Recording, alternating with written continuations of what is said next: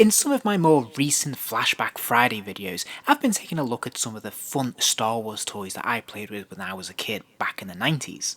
I was lucky enough to have grown up in a period where Star Wars was being revitalised and revisited. Star Wars hadn't had much of a presence on toy shelves or in any media since the release of Return of the Jedi in 1983. But in the early 90s, there was a deliberate effort to revitalise the brand. A series of novelisations kick-started the expanded universe. There were computer games, comic books, and of course, toys. And this toy line would sit nicely alongside the re-release of the special editions of the original films in cinemas. So I was ideally placed to experience Star Wars as if it was being released for the first time. And when Kenner revitalised the Star Wars toy line, I was, like most kids of my age, completely on board. And one of the best things about the 3 3/4 scale is the vehicles.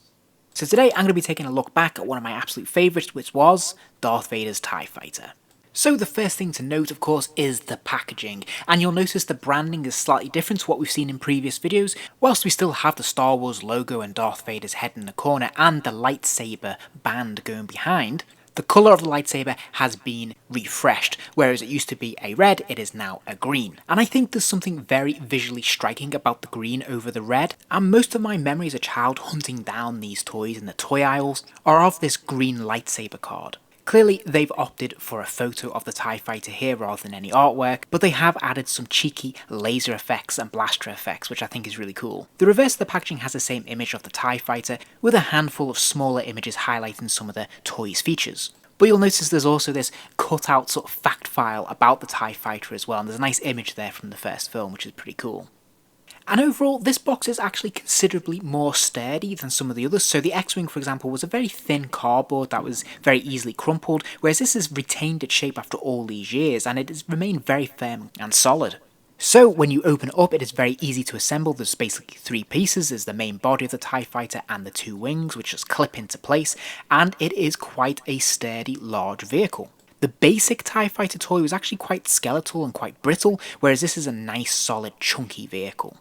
There's never a feeling or a sense that this could fall apart or snap at any place, it's just absolutely solid. And it's significantly bigger as well than the standard release TIE Fighter, as it should be. Visually, to my eyes, this looks absolutely spot on. It could very well be, for all intents and purposes, a miniature that could have been used in the film, and there's lots of pleasing little details running throughout it. I really like how it has 2 little small laser cannons at the bottom there. Sadly, they don't do anything, and it would have been nice if these could have maybe lit up. That would have been a really cool effect.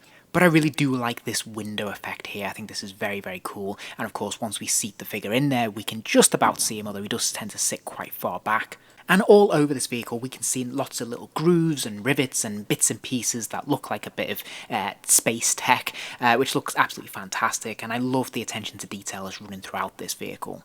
If I was going to be critical, I think they could have enhanced this a little bit with a little bit of a paint wash running throughout it to really make the most of the detail that they've bothered to engrave into this vehicle. Again, there's plenty of detailing on the underneath of the vehicle. Of course, there's a few more screw holes and things like that, which are a little bit more unsightly, but then it is the bottom of the vehicle, so it is the right place to do that stuff.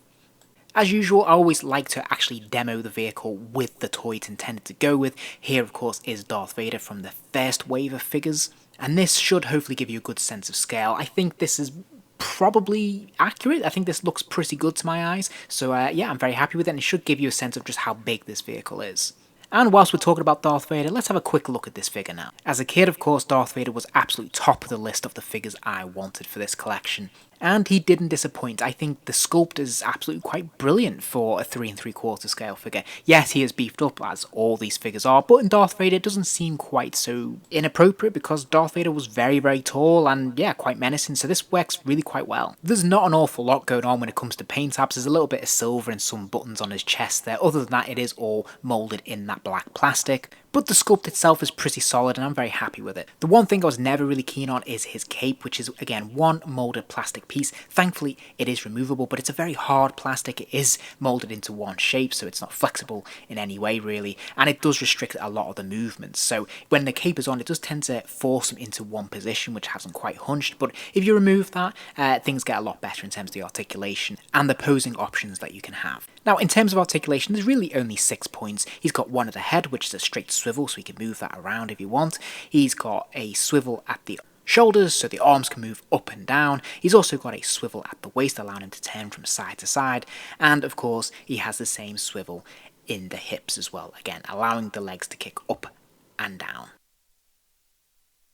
So to put him into the TIE Fighter, we simply lift the lid of the TIE Fighter, we slide our figure in, and he sits perfectly within the cockpit.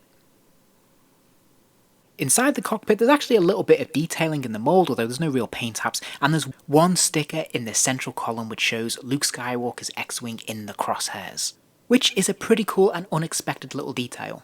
And once he's in, you can close that lid there, it just clips into place, and he's nice and secure. The vehicle does have retractable laser cannons, so when you pull the lever, out come the laser cannons. There are also 2 firing missiles which can be fired by pressing the buttons on the top. The missiles are one piece and the tips are painted green, and I think they're surprisingly long, and as they're spring loaded they can do a fair bit of damage when they shoot out. And they slide nice and easily into the compartments, and they make a nice display when they're in their casing because they have that green colour, so it looks kinda cool.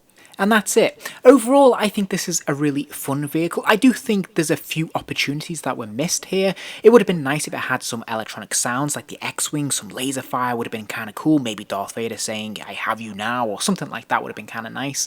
Also, I think they could have added some lights in here, especially in those laser cannons at the bottom, which don't really do anything, so that would have been kind of cool. But that said, I do think this is a really nice, sturdy, strong vehicle, and it looks really good as a model in its own right. And even to this day, there's something very, very fun about it. If you enjoyed this video, please do give it a like, and remember to subscribe as there'll be plenty more videos soon.